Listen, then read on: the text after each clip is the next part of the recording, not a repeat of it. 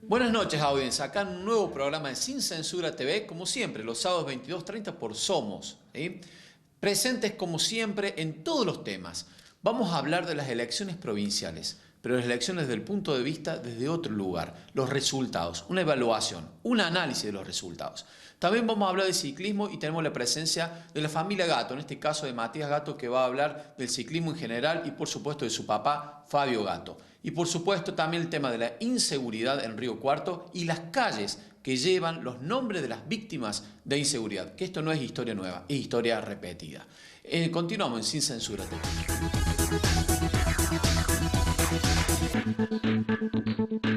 Continuando en Sin Censura TV, vamos a hacer un análisis de las elecciones en la provincia de Córdoba, las elecciones municipales. Para eso tenemos la presencia de Leticia Paulisi, que nos va a hablar un poquito del tema. ¿Qué tal, Leti? Buenas noches. Buenas noches. Bienvenida nuevamente. Sí, bueno, había pasado un tiempito. Un tiempito de descanso, bueno, están las campañas, hay mucho trabajo, mucha actividad estadística de todo en todo esto, ¿no? Sí. Las elecciones municipales, ¿hubo sorpresas? Sí, hubo algunas sorpresas, ¿sí? En realidad acá en la zona podemos dividir a las elecciones entre ajustadas. Ajustadas, sí. ¿Sí? Y ya un poco más holgadas. Holgadas. ¿Sí? Por ejemplo, y los candidatos que salieron a la cancha para sumarse sobre todo a las holgadas, ¿no? Sí. Suele suceder, ¿no? Muy común. Claro. En las derrotas no hay nadie, en las grandes victorias estamos todos. Claro, es así. Funciona así. Hablando sobre todo del sur de Córdoba, tenemos que hubieron algunas sorpresas, por ejemplo en Alcira Gijena, que la candidata radical, que es Foreste, ganó por el 51,75% contra Amelia Chófalo, que ya había sido intendente también. Claro, Ajá. intendente a ella, su hermana, con una larga trayectoria política, y que perdió por el 45,8%, es decir, que fue una ajustada riña electoral que trajo sorpresas, porque después de muchos años de gobernar la localidad Unidos por Córdoba, Hacemos por Córdoba, se ha cambiado la lógica política, ¿no? Y bueno, en ese caso fue Carazo acompañarla a la candidata. Vimos la foto de Carazo. Claro, dándole el apoyo político. Por el otro lado, hubo también sorpresa en Moldes, en donde hubo 4 listas. Y perdió también el oficialismo por un punto nada más, ¿sí? Eso estamos hablando de pedido de renovación, de cambio, entonces. Sí, claro. ¿No? Si bien siempre pensamos que las elecciones locales son particulares, tienen que ver con este objetivo, que es defender el ámbito de los municipios. Los municipios, sí. Y en el ámbito de los municipios, los electores eligen de una manera muy diferente, que tiene que ver con lo que quieren para su localidad. Y bueno, acá se manifiesta, por ejemplo en Moldes, que hacía mucho tiempo que también gobernaba el justicialismo a través de Hacemos por Córdoba, hubo una modificación, ganó Juntos por el Cambio con el 30,6%, y Unidos por Moldes, que sería la representación provincial, 29,2%, el MID, que se presentó Sergio Viso, que antes fue parte de la gestión municipal y que tuvieron sus diferencias con la intendenta, y por lo tanto él se presentó solo, hizo una excelente elección con un 26,10%. Ahí se puede a priori hacer una lectura como que hubo división de votos, el hecho de escindirse o dividirse e ir por otro lado. Sí, le restó el oficialismo. Exactamente, le restó el oficialismo local. y el Partido Demócrata con 12,5, que tampoco es poco. No es mucho, o sea, las fuerzas alternativas que por ahí no miden o miden medianamente, acá midieron mucho y sacaron, hicieron muy buena elección. Esta división del justicialismo, que en realidad cada candidato tiene derecho a presentarse cuando le quiera y por la fuerza política que considere que lo está apoyando, tiene que ver también con el cambio generacional que veníamos hablando. ¿No? Eso, perfecto. El cambio generacional. Queremos otra edad, otra franja etaria, una renovación. Y también está muy dividida la torta, ¿no? En todo esto. No, y que empiezan a haber cambios, porque el cambio generacional por lo menos es importante. el cambio es, bueno, no nos dan participación o no tenemos una alternativa y podemos generarlas nosotros mismos. Ese animarse a hacerlo sin estructura, sin aparato, que en los pueblos es mucho más económico. Es importante que se vaya dando en las distintas localidades. Es lo que hablamos siempre, el animarse a participar y la renovación, los dos ingredientes importantes que lo vemos en estas elecciones, particularmente en esta localidad. Exactamente. En las vertientes pasó de manera similar. Sí. En las vertientes la UCR ganó por el 48%, el PJ sacó el 30% y el MID el 18%. Fíjate, también de nuevo. Si se suma el MID con el PJ es un 48%, estarían equiparados, ¿no? En el mismo porcentaje. Entonces podríamos decir que el granito de la complicación de lo que era el oficialismo son las alternativas que se presentaron que terminaron dividiendo y debilitando el oficialismo.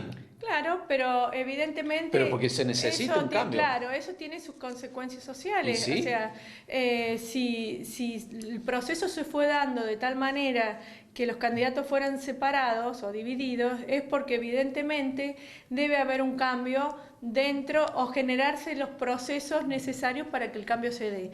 Y bueno, si no se puede dar a veces desde adentro, en ocasiones desde afuera. Cuando no se da la interna, no se llega a un acuerdo, no hay interno, bueno, nos presentamos solos, vamos solos. Y está claro que la gente está necesitando un cambio. No, y acompaña, porque un porcentaje, por ejemplo, altísimo, la vertiente de un 18% es un acompañamiento, o en moldes de un 26,7%. Es muy alto. Es para una primera presentación electoral es muy alto. Lo importante... Esto va para lo que salió en segundo, tercero, cuarto sobre todo, que continúen trabajando. Es que prevalezcan, ¿no? Exactamente. O sea, que puedan seguir trabajando en el tiempo para después prevalecer, ¿no? Exacto. Que continúen para la siguiente elección y tener más fuerza, y que también significa a la oposición tener fuerza también para que el oficialismo haga las cosas como corresponde.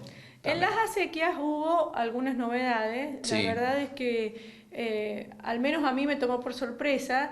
En las acequias pierde el oficialismo por el 44,64% y gana Juntos por el Cambio por el 52,46%. ¿Y por qué la sorpresa? Era una sorpresa para una localidad que tenía varios indecisos y que había estado gobernado por mucho tiempo por fracciones del justicialismo, ¿no? Sí. Bueno, está claro que las cosas no se hicieron bien. Algo pasó. Posiblemente la gente necesitaba un cambio, porque fueron muchos años en donde prevaleció el justicialismo, pero fue una sorpresa porque los números no arrojaban esa decisión. Esa decisión, los números en la previa, digamos, de alguna manera. Los números previos, sí, exactamente. Hay una cuestión importante también, que es lo que está pasando en las mediciones, ¿no? El enorme grado de indecisos que hay. Muchísimo. Entonces nadie sabe, nadie la tiene atada, como quien dice en esto. Hubieron muchísimos indecisos en muchas elecciones y ya vamos a hablar de otro aspecto propio de las elecciones que también es particular. Pero bueno, tenemos que decir que también hubieron triunfos holgados, como por ejemplo Edgar Bruno en Canals, que ganó prácticamente por el 70% de los votos, 68% de los votos. A él lo acompañó el candidato Yarlora, ¿sí? Pretendiendo que sea una proyección electoral en el sur y en el resto de la provincia. Tomando como un modelo de proyección. Exactamente. Ahí Edgar es su segundo mandato y evidentemente tiene un muy alto nivel de aceptación. Sí, porque si no recuerdo mal, el primero ganó con el 40 y pico por ciento. 44% y casi duplica en esta segunda. Está claro que eso es hacer una muy buena gestión, o sea, la gente por algo lo apoyó, por algo lo votó y masivamente. Estamos hablando de números reales y fuera de esta época. Sí, Porque gran apoyo. Y también se repite en Bulnes, Bulnes, con la elección de Máspero, que también es oficialista, que viene de la mano del actual intendente Martín Toselli, que con un 70% ha ganado contra el 27% al candidato radical. Son como elecciones antiguas, ¿no? Como de esa época que había una paliza de unos contra otros. En el caso de Bulnes tiene también claro, el resultado electoral tiene que ver con el cambio que ha sufrido, que ha pasado no sufrido en términos negativos, por el que ha transitado la localidad, porque realmente es otro pueblo. Lo ha cambiado, lo ha modificado y eso, bueno, es muy simple. Las transformaciones y los cambios se traducen después en votos. Lo mismo ha sucedido en Canals. La verdad es que de haber ido antes a ir ahora, las transformaciones son profundas. Además de cloacas, agua, todos los servicios básicos, en la localidad ha realmente crecido de una manera, tanto Canals como Bulnes, y creo que se nota en los resultados electorales. Se traduce directamente. Las pésimas gestiones se traducen en resultado electoral y las muy buenas, excelentes gestiones también. Cuando tienen un nivel tan alto del 60 para arriba, está claro que tiene que ser una gestión excelente. Sí, sí, bueno, pero ahí tenemos en cuenta que igual hay algún tipo de enojo por parte de la comunidad, porque hay algunos resultados electorales muy bajos. ¿Sí? Resultados electorales no, participación electoral muy baja. Eso te iba a consultar, con el nivel de participación. En el caso de Canal del 62%, pero las últimas 3 elecciones fueron todas con el mismo nivel de participación, pero bueno, la primera elección, sin mal no recuerdo, que fue la de La Falda, fue el 51,7%. ¿Sí? Es preocupante. Sí. Que el nivel de participación sea tan bajo y está bajo 51,7%. 51,7%, tan bajo por lo que es la media de la participación, habla de el rechazo de la gente a la política, de alguna manera. Exactamente, básicamente el enojo, sí. Hay un enojo. En Cabrera también fue del 62% el nivel de participación, y tanto en Cabrera como en La Falda como en Canals, los candidatos han ganado. En Cabrera ganaron Juntos por el Cambio por un 80%, en La Falda por el 70%, en Canal por el 70% prácticamente. Es decir que podemos hacernos la pregunta, ¿han ido a votar solamente aquellos que tenían decidido su voto y apoyar a la gestión o al candidato? Y está claro que sí. A priori pareciera que sí. Parecería que quienes fueron a votar convencidos. Han ido muy convencidos y lo han hecho... o voto castigo al resto también, o sea, de cualquier manera. Porque los triunfos son aplastantes. Muy contundentes. Exactamente, y el nivel de participación es baja. Atenti para las elecciones provinciales también con todas estas cosas, o sea, y nacionales. Están marcando la gente en general que hay un gran rechazo a la política. Sí. Porque estamos viendo niveles de participación bajísimos, históricos bajísimos. Esa es consecuencia del descontento. El descontento. Sí, la consecuencia del descontento, ¿cómo se puede manifestar? O con votos nulos, con votos en blanco. O no yendo a votar. Esta obligatoriedad que nosotros tenemos a la hora de votar, porque bueno, lógicamente todo derecho implica una obligación, y nuestro sistema es así. Es la contradicción que vimos siempre y hemos visto en la Constitución Nacional, el derecho a voto y la obligación de votar. Si un derecho no debería ser obligatorio, como son en otras democracias maduras del mundo, pero si siendo obligatorio van tan bajo, imagínense lo que podría llegar a ser si no fuese obligatorio. Todo derecho conlleva una obligación. Sí. Lo que nosotros tenemos que pensar que esa obligatoriedad, si es necesario que sea por ley o no. Debería ser facultativo, pero si nosotros tenemos nuestros derechos cívicos, deberíamos también asumir nuestras propias responsabilidades cívicas, como es ir a votar. Así es. Pero bueno, eso habla del nivel de alguna manera de madurez de una democracia. Sí, del trabajo al menos para reivindicar nuestros propios derechos y hacernos cargo de lo que implica tener derecho. Teniendo en cuenta lo que costó poder tener Claro, ese derecho. exactamente. Antes directamente no se votaba, directamente. Esa es una conquista tan importante que no le estemos dando el valor, pero bueno, está claro por qué.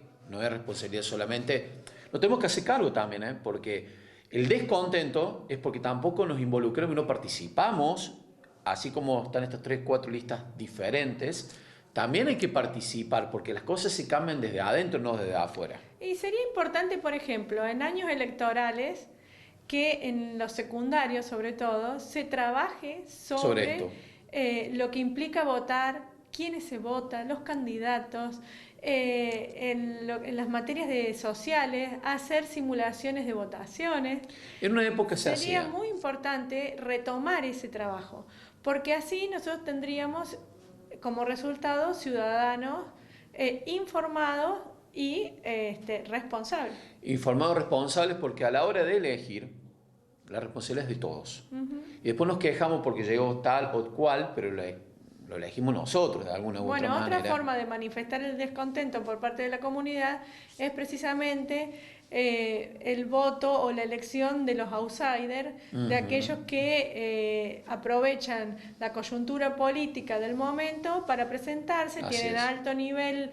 alto nivel de conocimiento social, alto nivel de exposición mediática y que, pueden tener consecuencias importantes como es el caso Los de outsiders Milei. siempre, como el caso de Milei, outsiders siempre aparecen por descontento, por rechazo a la política, por rechazo al sistema.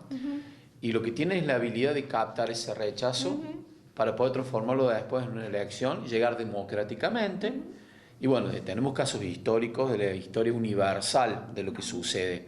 Por eso es importante participar, no votar desde el descontento solamente, pensar y mirar a ver a quién votamos, si hay algún tipo de plataforma. La mayoría de los candidatos por ahí no tienen propuestas, por ejemplo, o no las conocemos. Sí, tienen la obligatoriedad de presentar una Tienen plataforma la electoral. obligación, de ahí que se De ahí a darla presente, a conocerla hay un paso muy... es un paso muy, muy grande. Son elementos a tener en cuenta, la baja y preocupante. Es muy preocupante. Justamente el tema de participación es bajo. ¿Qué otra información tenemos, Leti? Hablar un poquito de que las nuevas alianzas electorales de las Sí. que estuvimos trabajando las Sí. otras veces que Los otros programas. otros programas tienen que manifiestan una clara diferenciación con las alianzas que se han dado en otros momentos, que eran por afinidad. Estas alianzas no los No. une el amor, sino el espanto, ¿no? Entonces, en realidad lo que implican es una ruptura de los comportamientos políticos tradicionales, ¿no? Es decir, el primero que se animó a hacer una ruptura de un comportamiento político tradicional fue en su momento Alfonsín, cuando empezó a repartir la caja pan, que eso era propio de comportamientos justicialistas, Sí. ¿no? Y empezó a adoptar algunos comportamientos precisamente más populares para tener un acercamiento a otro sector. a los sectores que no le eran favorables. Así es. Bueno, hoy tenemos algunas alianzas electorales en donde están muy mezcladas, están muy mezclados los integrantes y bueno, no es sencillo divisar cuáles son las proyecciones a futuro. No se pelean por una cuestión ideológica, solamente por cargos, por funciones, por estar mejor posicionados en una lista. Yo creo que hace un tiempo atrás, alrededor de unos 10 años atrás, se empezó a cuestionar qué implicaba tener ideologías.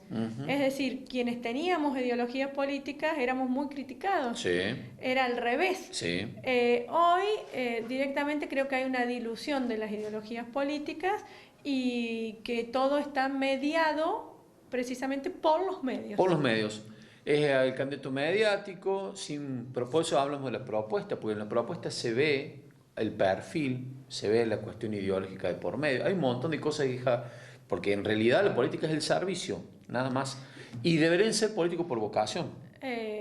Creo que muchos somos políticos por vocación y otros no. Ahí se ve el tema, porque si fuera por afinidad y si fuera por vocación, ahí se vería la afinidad. Sí, sí, sí. Está claro que no. Lo que pasa es que hoy se puede construir el candidato. Desde el marketing nosotros Sí, sabemos se que el construye. candidato se puede construir. El marketing político te Sí. indica que si se siguen algunos pasos... Hay un manual. Exactamente. Y se puede construir el político. Se Entonces, construye. el marketing político ayuda a que todas las deficiencias que existen en la política se construyan mediáticamente. Todo es imaginario. No solo se segmenta los candidatos, sino que también los votos, sino Sí. que también se segmentan los candidatos. Los candidatos. Entonces, de esta manera hay un candidato para cada quien. Exactamente. Tú lo has dicho. Tenemos la botella, el envase, tenemos todo. El contenido no sabemos porque es más, pero lo importante es que la botella esté muy bien presentada. Bueno, pero así todo vemos como en las localidades...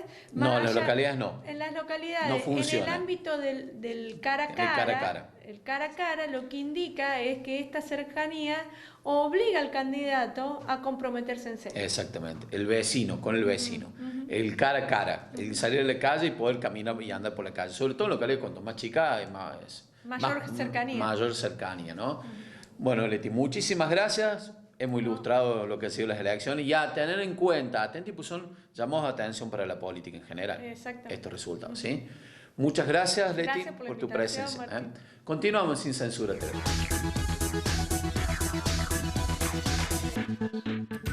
Todo Billutería te propone estas promos: pulseras 250 pesos, aros, argollas 150 pesos, anillos, acero 350 pesos, piercing 2 por 80 pesos. Atención revendedores, a partir de los 1.500 pesos en su compra le hacemos un 30% de descuento. Todo Billutería, pasaje Dalmazo, local 11B, ingreso por San Martín. En Papiro Fotocopiadora, las promos son de no creer. Fotocopias e impresiones doble faz, 6 pesos con 45. Anticipanos tu trabajo al 358-5-167-177. Papiro Fotocopiadora, La Madrid 618. La seguridad de los cordobeses es una tarea de todos los días. El Ministerio de Gobierno y Seguridad realizó más entregas de pulsadores para activación de alarmas comunitarias. 1.160 familias beneficiadas de los barrios Los Olmos Sur, Villa Allende Parque, Yapeyú y Hogar Clase Media Cabildo.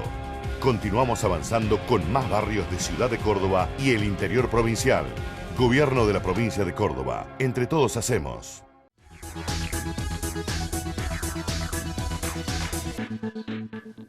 Continuando en Sin Censura TV, vamos a hablar de un tema importante, muy importante. Es sobre nada más nada menos que un accidente del ciclismo y vamos a hablar del ciclismo en general. Para eso hemos invitado a Matías Gato. ¿Qué tal, Matías? Buenas noches, ¿cómo estás? Buenas noches. Matías, más allá de que tu padre sufrió un accidente, que nos vas a contar, queremos también que hablemos un poco del ciclismo en general. ¿Cómo es la vida del ciclista? ¿Qué riesgos y qué peligros existen? Yo tengo mi hijastro particularmente que también es ciclista y por ahí no se habla de estos temas. Se ven gente andando en bicicleta en la calle y no se tiene en cuenta la importancia que tiene el ciclismo como tal, como actividad, los peligros que hay. ¿Qué me puedes decir un poquito al respecto? Bueno, el ciclismo, como todo deporte, es un deporte muy lindo, muy sano y... Como te repito, en todos los deportes tenemos riesgos, tenemos nuestra parte buena y positiva y también tienen riesgos que son necesarios tenerlos en cuenta siempre a la hora de andar en bici, tener un casco porque es nuestro paragolpe, por así decirlo. Claro. Luces en la bici o uniforme que bueno, sea bien visible para los vehículos porque por lo general mayormente andamos en la ciudad o en ámbitos donde hay vehículos. Hay mucho de ruta. Claro, mucho de ruta en la ciudad, en las avenidas. Entonces, la ropa tiene que ser visible, con algunos detalles reflectivos, como para alertar que nosotros vamos sobre una bici. esa en cuanto a medidas de seguridad. Después, el deporte en general es muy bueno, es saludable, como te decía. Y bueno, Es, eso impo- como es te- importante las medidas de seguridad, más allá de como cualquier deporte que conlleva riesgos, que los tienen, pero bueno, se exponen permanentemente, porque aparte está la conducción peligrosa de los vehículos, ¿sí? El tema de la distancia, ¿cuánto es la distancia que debería pasar un vehículo de una bicicleta, por ejemplo? Y lo que se pide por ahí como usuario de la bicicleta es 1,5 metros. Es 1,5 metros, es lo que deberíamos hacer. O sea, cuando veamos un ciclista, tratemos de pasar 1,5 metros del ciclista, Claro. no pegado al ciclista. Claro. Eso lo hago yo como automovilista, ¿no? De ser consciente de esas cuestiones. Lamentablemente hay una realidad de que al que nunca le tocó andar en bici Ujú. en la ciudad, no lo siente como se Claro. siente cuando uno va sobre la bici. Entonces, no, si me ato al espacio que hay, no lo toco. No lo toco. Y no es el hecho de no tocarlo, sino de que uno no va mirando hacia atrás constantemente ver si vienen vehículos. Entonces, si te pasan fino, por así decirlo, o cerca, eso genera un susto en el ciclista, quizás una maniobra que, si bien no lo choca directamente un vehículo, puede ocasionar una caída, Claro. un movimiento brusco. Entonces son medidas de seguridad que por ahí se le pide a la persona, a todo el mundo, un poco de empatía, Ujú, que sería. muy bien. Entonces, metro y medio de tolerancia, esperar un segundo o dos, porque suele pasar de que hay dos vehículos Sí. y bueno, da la casualidad de que también hay un ciclista o varios, entonces un segundo de tiempo no va a hacer que te cambie la vida. Es tocar un poquito el freno, esquivar, seguir con su camino. Respetar al ciclista. Claro. Respetar. Obviamente el respeto tiene que ser mutuo. Mutuo. Para que sea más fluido. Y bueno. Contanos un poco la historia de tu papá. Decirle gente el nombre de tu papá también, para que... Mi papá se llama Fabio Gato. Fabio. Conta un poco la historia de él como ciclista. Como ciclista él, bueno, se inició muy joven, también de hobby, y después, bueno, se fue adentrando un poco más en el ámbito. Inició a los 13, 14 años, por mismo de pedalear en el barrio, amistades, y bueno, así se fue integrando. Pero también empezó a competir de joven y bueno, después hizo una pausa en su, digamos, carrera deportiva cuando yo me empecé a iniciar, digamos, en los años de juveniles. Después, dadas las condiciones que fueron surgiendo, Sí. mis condiciones, bueno, él hizo una pausa en su actividad deportiva para fomentar lo mío, digamos, Bien. como para proyectarlo un poco más. ¿Qué fomenta lo tuyo?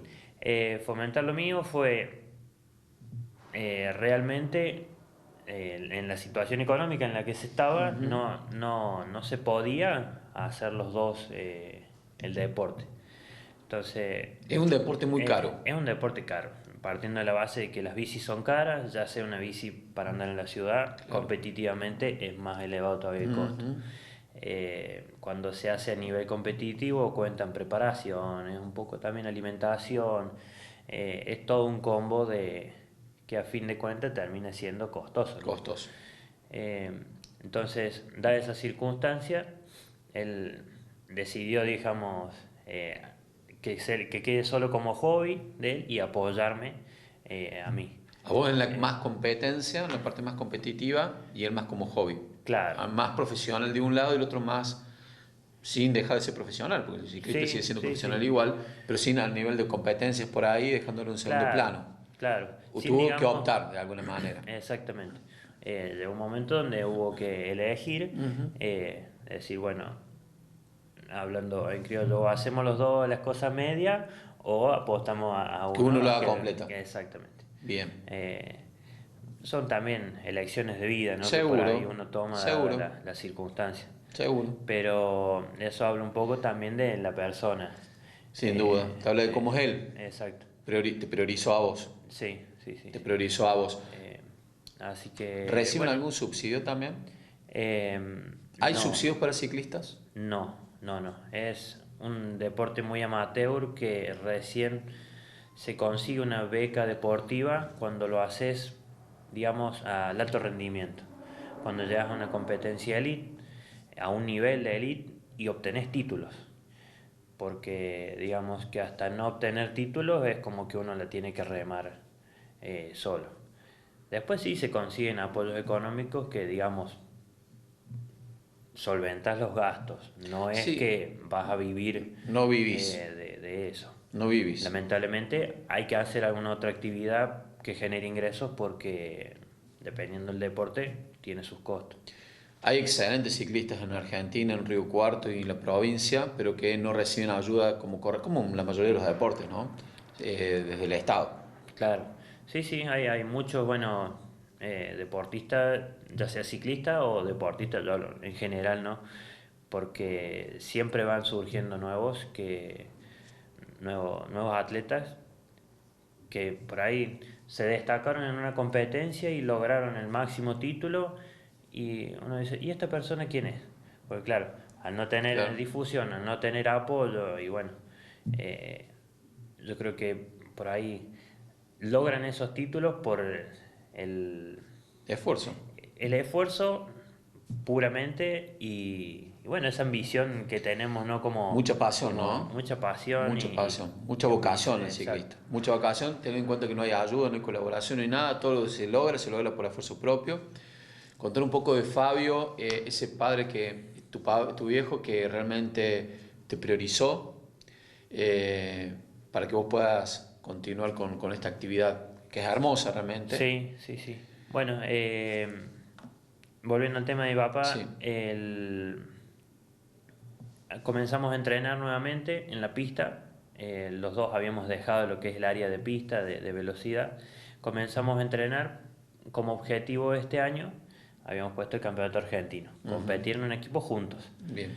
Y bueno, lamentablemente él tuvo un accidente ahora en febrero, entrenando en el polideportivo, donde bueno, le ocasionó, tuvo un accidente donde cae de cabeza, tuvo varios traumatismos de cráneo y bueno, internación, tuvo 2 meses internado en terapia intensiva y ahora entra en el proceso de rehabilitación neurológica que bueno, tuvimos que trasladarlo a un centro de Córdoba, en Saldán, para, digamos, dentro de las posibilidades, lo mejor que se puede. Porque bueno, la rehabilitación es esencial en estos casos y para el futuro. Él está en la etapa de rehabilitación que es vital, porque es la etapa justamente de cómo queda después la persona, que puede continuar haciendo una vida normal o medianamente normal. ¿Sí? Exacto. Venía con todas las medidas de seguridad, fue un golpe... Sí, él siempre, de toda la vida, porque digamos, no es que es la primera vez que pasa esto, siempre ha habido accidentes Sí. en la bicicleta y bueno, el casco es, antes de ponerte la ropa o llevar la bici, el casco está ahí. Porque, como te dije anteriormente, nuestro paragolpe. Eso no, el casco no te garantiza que sea un 100% lo que te va a cubrir, pero sí va a aliviar mucho un golpe en la cabeza. Es que sin duda, si no tuviera el casco no hablamos de rehabilitación, directamente no Exacto. estaríamos hablando nada, Estaríamos directamente. en otra situación. Va de a poco la rehabilitación, es una rehabilitación que es costosa, Exacto. es muy costosa. Es una rehabilitación, sí, costosa y que no sabemos qué tiempo va a llevar. El tiempo. ¿No tienen obra social? No Bueno, tenemos ese es el tema también que por ahí requeriría que pudiese hablar de una obra social para los ciclistas también, ¿no? Como una cuestión de cobertura para el ciclista como tal. Bueno, tiene que elegir cada uno su propia obra social, pero estaría bueno que en algún momento se lo pudiese plantear porque es impresionante la cantidad de ciclistas que hay en el país, son miles, miles. Sí, mucho. Una comunidad enorme. Se ha generado muchísimo más el post-pandemia. El post-pandemia, Generó sí. mucho el running y el ciclismo. Creció mucho. Quizás no 100% a nivel competitivo, pero sí mucha gente que utiliza la bici saludablemente. Saludablemente. O como hobby, entonces tienen que saber y estar al tanto de que la bici lleva también sus complementos, que son el casco, sus guantes, sus zapatillas, a modo de seguridad. Sea como sea, a nivel competitivo, para dar una vuelta alrededor de la plaza hay que llevar las medidas de seguridad. Es muy, pero muy importante. Decime, Fabio, desde acá del programa y demás, ¿en qué podemos aportar? ¿Qué podemos ayudar? ¿Cómo se hace para colaborar con este tratamiento? Como dijo recién Matías, es un tratamiento prolongado, no se sabe el tiempo y es costoso. Bueno, nosotros ahora estamos organizando entre varias tareas. Lo más próximo que tenemos es una bicicleteada que vamos Bien. a organizar el 10 de junio. Bien. Se hace desde la Vecinal Golf. Desde ahí se largaría. No sé si ustedes pueden ¿Difundirlo? difundir Sí, el sí, flyer, sí, yo sí, sí. se los comparto. Sí, sí. Y bueno, ahí está mi teléfono, por cualquier cosa de contacto. El 10 de junio, ¿desde dónde sale? Desde la Vecinal De la Golf. Vecinal Golf. Vecinal sí. Golf. Se hace una bicicleta y en esa bicicleta que hay que hacer algún aporte económico. Claro, tiene una mínima inscripción, digamos, que es a modo contributivo para la causa, Bien. para recaudar fondos. Bien. Entre otras cosas estamos haciendo, bueno, empanadas, pastas caseras. Bien. También para las fechas patrias se hicieron locros. Bien. Así que O sea, tratar de aprovechar la recaudación desde una bicicleteada, comidas y demás, desde Sin Censura, más allá que cuentes el caso. Por eso queremos también conocer qué hay detrás de Fabio Gato también, su historia. Habla de la calidad de persona porque priorizó a su hijo. No es fácil tomar esas decisiones en la vida. No. Toda una familia detrás también, del tema, del caso, es día a día, todos los días, para poder juntar plata, porque no hay respaldo, porque y demás. Bueno, también hacemos un llamado a quienes, desde las autoridades, que puedan ¿han recibido algún tipo de colaboración? Sí, hemos recibido algún tipo de colaboración municipal. Sí. ¿La tienen o no la recibieron y ya no hay más? Sí, recibimos una pequeña ayuda para iniciar todo lo que es el tema de las comidas. Bien. Lo que es materia prima y para fomentarlo y bueno, que sea por ahí mayor ganancia, ¿no? Seguro. Por ahí, como para poner al tanto a la gente, los montos de los que hablamos mensualmente del tratamiento Sí. es de 1,5 millones. 1,5 millones cuesta por mes. Claro, que Carísimo. no lo habíamos tocado el tema y por ahí... Te iba a preguntar igual, en cuanto está al monto. Por ahí la gente no sabe la magnitud del Sí, no son un necesario. tratamiento de 50.000 pesos, es un tratamiento carísimo. Y lo que es neurológico es muy caro. Es todo caro. Y convengamos que estuvimos buscando presupuestos y no elegimos ese lugar porque lo podamos pagar así. No, de un que día, necesita. de un mes a mes. Es porque, digamos, dentro de las posibilidades, y bueno, nos esforzamos para eso. Pero obviamente hay lugares más caros todavía. Sí, sin duda, sin duda. Así que la colaboración desde ahí, un llamado de Sin Censura, todos los flyers que vayan teniendo, de tanto la bicicleteada como también el tema de las comidas y demás, cuenten con el espacio, con los seguidores y demás, o si van a hacer algún tipo de evento más adelante, evento que no solamente del ciclismo, puede ser evento también del tema de las comidas, o tener presencia en distintos eventos también que hay por ahí, de tener un lugar, un sector donde le esté la colaboración para Fabio Gato y la comunidad ciclística en esto, ¿no? Exacto. Además, bueno, de los flyers donde va a estar la información Sí. nuestra para cada, ya sea comidas o la bicicleteada, cualquiera que desee llegarse o encontrarme a mí Sí. por Rivadavia 520. Rivadavia 520 está Matías. Es la bicicletería donde trabajo. Bien. Ahí me pueden encontrar y bueno, por cualquiera de las informaciones que Rivadavia necesiten. 520. ¿Podés repetir, dar tu número de teléfono? Después lo vamos a poner al aire. Sí, es 0358 Sí. 154 315 987. Bien. Lo vamos a poner en el graph también. Va a salir al aire tanto la ubicación física, donde ubicarte en Rivadavia, como también el teléfono, para todos aquellos que puedan acercarse y colaborar. Y por supuesto, invitados a la bicicleteada el 10. Entonces, supongo estará mi Exacto, Castro están también. Jonathan, que absolutamente también corre. Todos invitados. Es una bicicleteada a modo familiar, donde se va a hacer en un ámbito controlado. Es un paseo por la ciudad. No es un objetivo que sea una competencia, sino recaudar fondos de la parte solidaria que tenemos las personas con esta finalidad de poder cubrir los gastos que estamos teniendo. Paseamos vida saludable, de deporte y sobre todo colaborar con Fabio, que lo necesita y lo merece. ¿Sí? Bueno. Matías, te felicito por lo que estás haciendo. ¿Sí? Seguí adelante, no aflojar, porque sabemos que puede ser por un tipo importante. Y conta con la colaboración de Sin Censura para lo que necesites. Bueno, ¿sí? muchas Para vos y gracias, toda la familia. Martín, y a todo el equipo. No, muchas gracias a vos por estar. Continuamos en Sin Censura TV.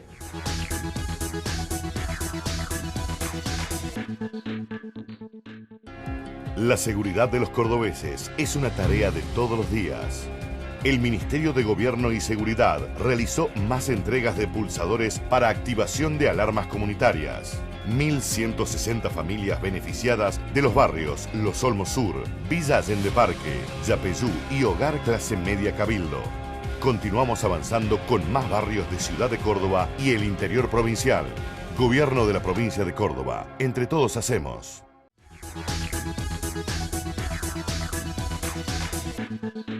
Continuando en Sin Censura TV, en este rincón de historia oculta, vamos a hablar de inseguridad, tema que nos viene tocando todos estos días, y justamente vamos a hablar de las calles que tienen lamentablemente nombres por el tema y hechos de inseguridad. Para eso hemos invitado a Remo Previtero, que nos va a hablar un poquito de esta temática. ¿Qué tal, Remo? Buenas noches. ¿Qué tal, Martín? ¿Cómo te va? Tema de la inseguridad que venimos hablando constantemente, un flagelo absoluto en la ciudad, en el país, en todos lados.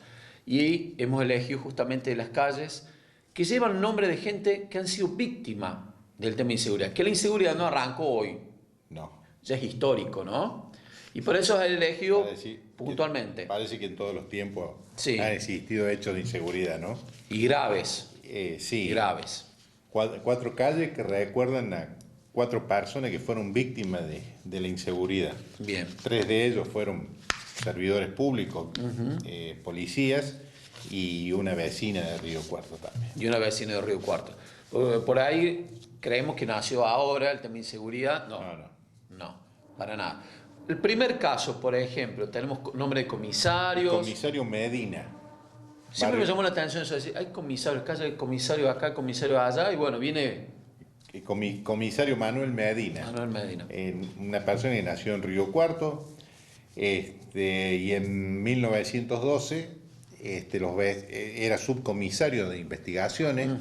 Y en 1912 los vecinos del kilómetro 94 del ferrocarril Nuevo Central Argentino, hoy es la localidad de Coronel Baigorria, Sí. solicitan una subcomisaría y bueno, allá lo destinan a Manuel Medina.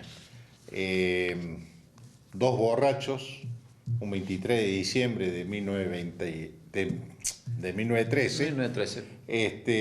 se trenzan en una lucha entre ellos. en un duelo a cuchillo, y bueno, se genera todo un revuelo, lo llaman al subcomisario y queriendo parar esa pelea, uno de los atacantes lo hiere mortalmente a Manuel Medina y bueno, fallece inmediatamente. 1913. 1913. No, 2023. 1913. Sí. Fue la primera víctima, el primer mártir que tiene la policía de la ciudad de Río Cuarto. El primer mártir de Exactamente. realmente. Medina. Para recordar, cuando digo, me llevo a la calle Comisario Medina, Al barrio Lomitas de Oro. barrio Lomitas de Oro. Ahí está la calle. Y una víctima más de lo que es la inseguridad histórica. Exactamente. Hay más comisarios, ¿no? El comisario José Alejandro Consigli, Consigli. también está en Lomitas de Oro, es la Sí. continuación, sale desde el cementerio hacia el norte, esta calle, y lo recuerda a José Alejandro Consigli, una persona que Sí. nació en Río de los Sauces, bueno, cumpliendo funciones en Río Cuarto con los Sí. delegados políticos de ese momento, fue funcionario municipal también, y es nominado comisario general en ese momento. Estamos hablando del año 1926. Mayo de 1926, el comisario general era designado políticamente, Sí. no era de carrera Era una policial. designación política. Exactamente. La función de los comisarios en esa época eran decisiones políticas, pura y exclusivamente. En mayo de 1926 es nominado y a los pocos días El comisario Consigli caminaba por la calle Colón, ubiquémonos en la ciudad de Colón, entre Constitución y Alvear, pleno centro de la ciudad. Él vivía cerca, vivía en la calle Cabrera al 900, caminaba por la calle Colón, era una noche, era las 10:30 de la noche, frío, en junio de 1926, estaba muy frío, no había nadie, casi nadie en la calle, y caminando hacia su casa ve una persona del otro lado de la calle que lo saluda y piensa en un chico que había intentado entrar a la policía y se lo habían negado. Lo ve en forma sospechosa y se cruza para hablar con él. Cuando se acerca, le dispara 3 veces y lo hiere mortalmente. Carlos Castro Arriola se llamaba, era el chico que había querido entrar a la policía, pero siempre se sospechó de que algo más había, ¿no?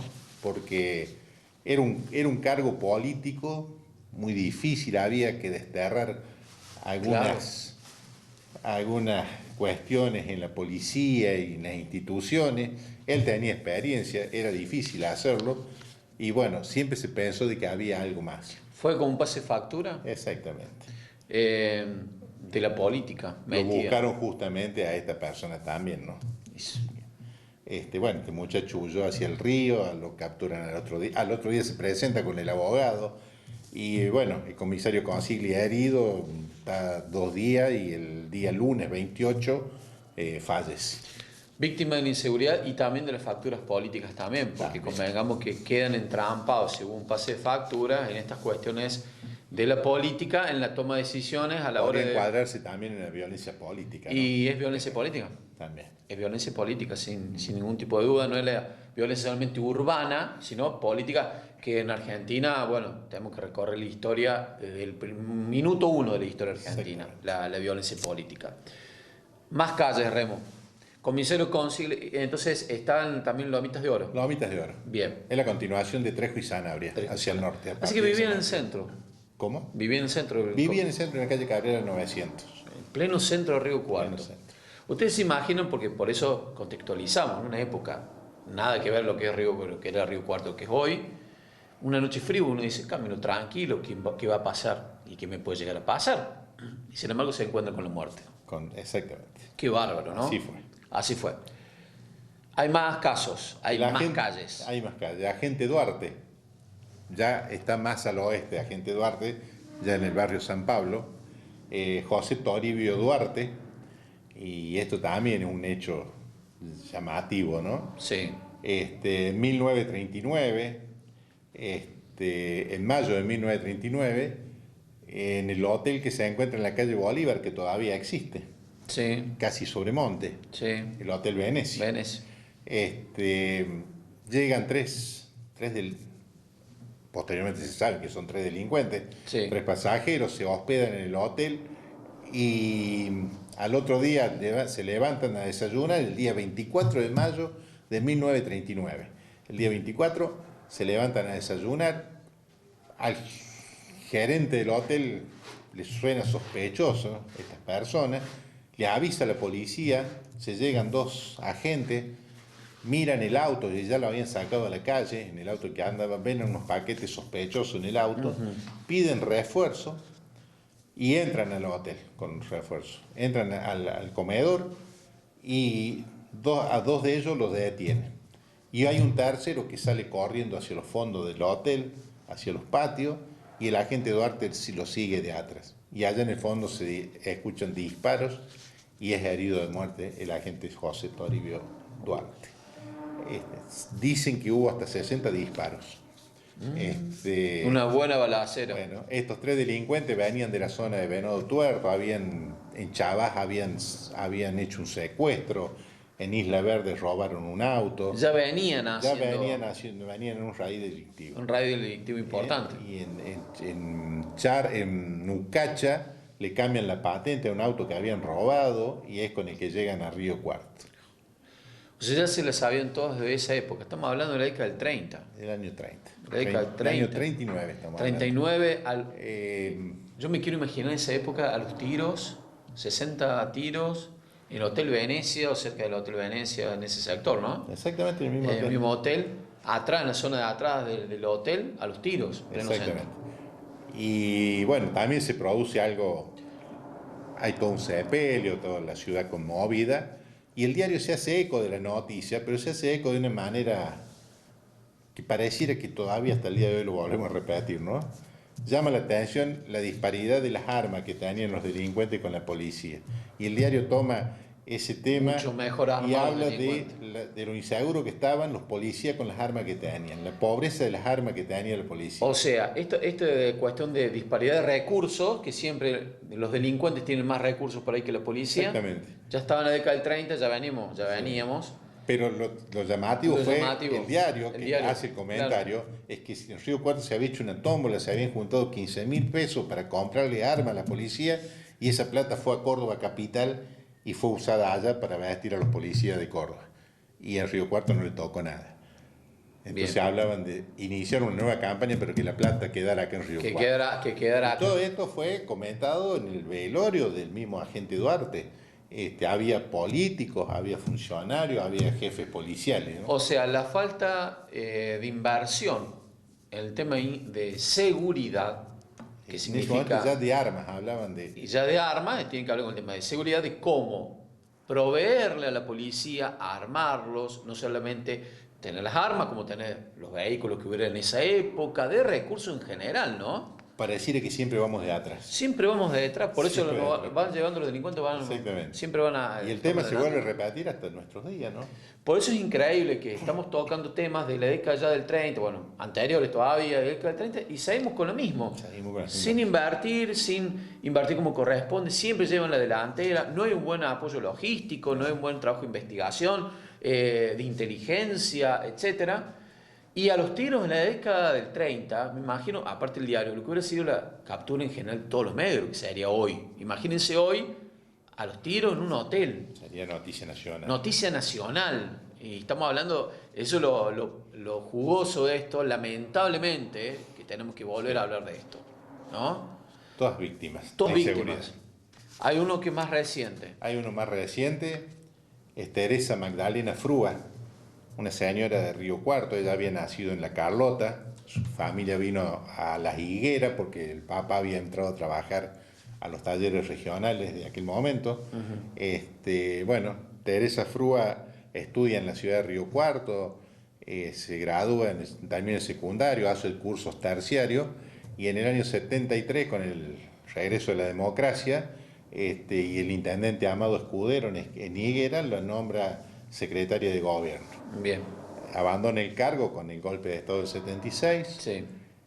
Teresa se dedica a la locución, trabaja en alguna radio, y trabaja en la cooperativa de vivienda Las Higueras. Bien. Una cooperativa que llevó adelante varios barrios en la ciudad de Río Cuarto y en Las Higueras misma, barrios y departamentos. Bien.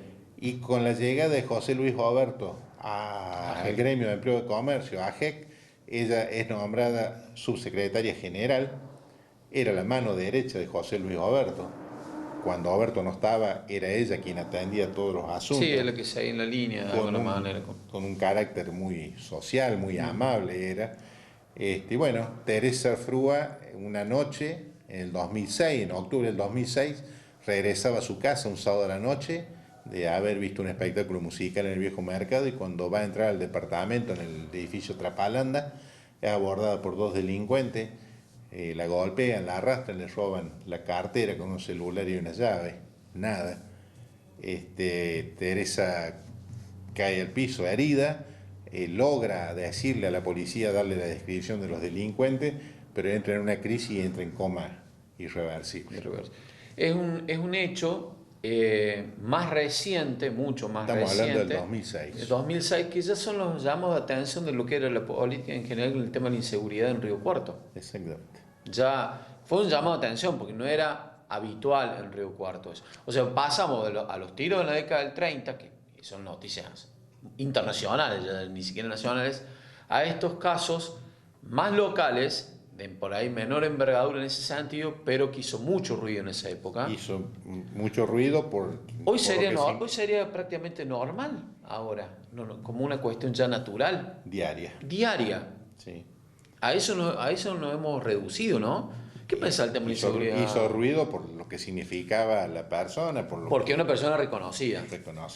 ¿Dónde está la calle de Teresa? Está en el barrio Ajec, al lado del complejo Ayup, el barrio de empleo de comercio nuevo que se hicieron. Las dos calles principales, una de ellas es Teresa Frúa. Tendremos que hacer un programa en algún momento, y eso lo tenemos que ver con los familiares de las víctimas, ¿no?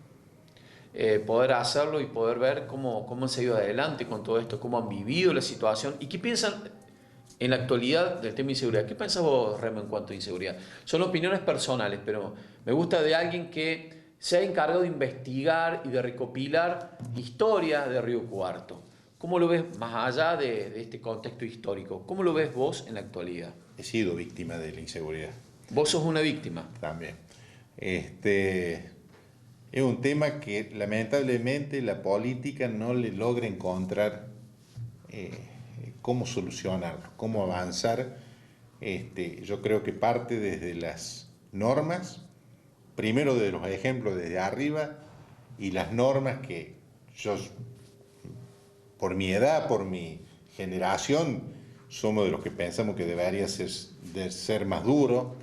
Yo creo que no es una cuestión de hambre. Antes se robaba una gallina para comer, hoy no, hoy es otra cosa, hoy es la droga fundamentalmente. Entonces me parece que se debería ser más duro.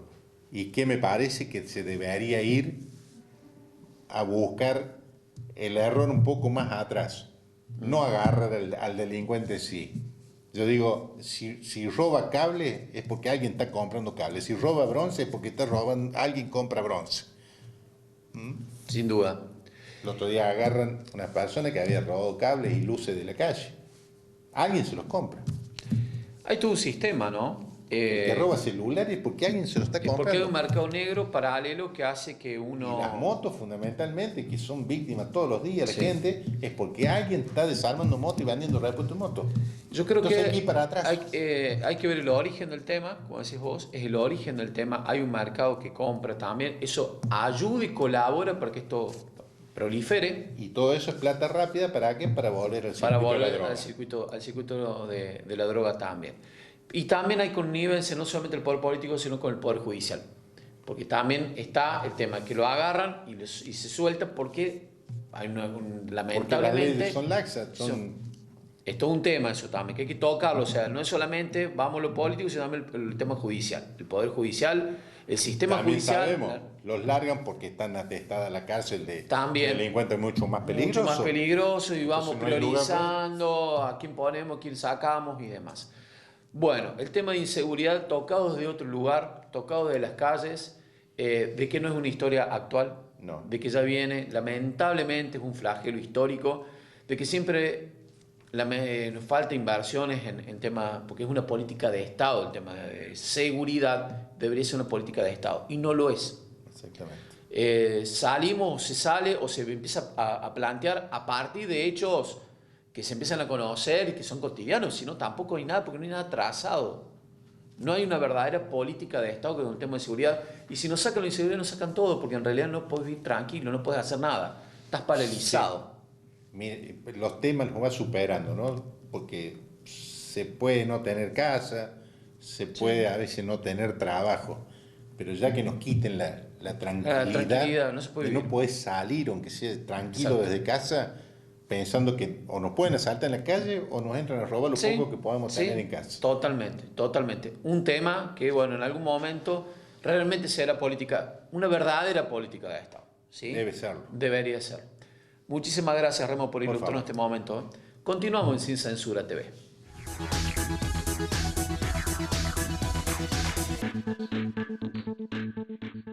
Bueno, audiencia, hemos llegado al final de un nuevo capítulo, de un nuevo programa.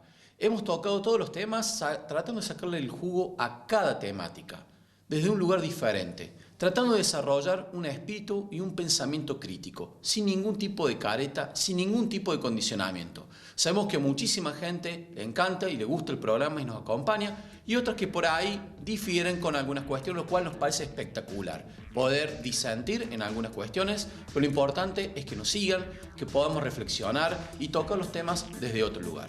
Así que lo esperamos como siempre, todos los sábados a las 22:30 por Somos, y que desde acá les deseamos que tengan un excelente fin de semana.